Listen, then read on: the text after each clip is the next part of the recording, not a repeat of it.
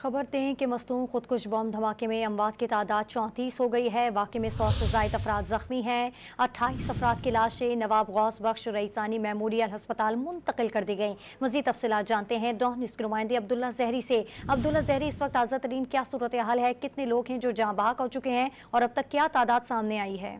जी बिल्कुल, इस वक्त भी जख्मी और जांबाक अफराद को अस्पतालों की जानिब मुंतकिल करने का सिलसिला जारी है, जबकि हलाकतों में मजीद इजाफा बताया जा रहा है। इस वक्त 22 लाशें district health headquarter hospital Mastung मुंतकिल कर दिया गया है, जबकि 28 लाशें नवाब गौस बख्श मेमोरियल हॉस्पिटल मुंतकिल कर दिया गया। DHQ हॉस्पिटल में 22 मुंतकिल होने के साथ साथ जख्मियों को भी मुंतकिल किया गया। मजमूई तौर पर डिस्ट्रिक्ट हेल्थ हेडक्वार्टर ऑफिसर ने तस्दीक करते हुए बताया कि 50 से ज्यादा अफराद की लाशें इस वक्त दोनों अस्पतालों में मुंतकिल हो चुकी हैं, जबकि जख्मियों की तादाद 60 से जायद है। जख्मियों में इस वक्त 20 से जायद को कोयटा के लिए रेफर कर दिया गया है, जबकि 10 अफराद की लाशें डिस्ट्रिक्ट हेल्थ हेडक्वार्टर मस्तूंग से कोयटा भी मुंतकिल कर दी गई हैं। इस हवाले से कोयटा से भी एम्बुलेंसें और दीगर तिब्बी इमदाद के लिए जो डॉक्टर्स उनका अमला भी कोयटा से मस्तूंग के लिए रवाना कर दिया गया है, क्योंकि मस्तूंग के डिस्ट्रिक्ट हेल्थ हेडक्वार्टर हॉस्पिटल में जगह इंतहाई कम होने की वजह से, मुनासिब स्पेस न होने की वजह से जख्मियों को जमीन पर ही लिटाया गया, जहाँ पे उन्हें तिब्बी इमदाद दी जा रही है। जबकि मस्तूंग नवाब गौस बख्श मेमोरियल हॉस्पिटल की अगर हम बात करते हैं तो 50 बेडेड हॉस्पिटल में इस वक्त 70 से ज्यादा जख्मियों को तिब्बी इमदाद दी गई, जिनमें से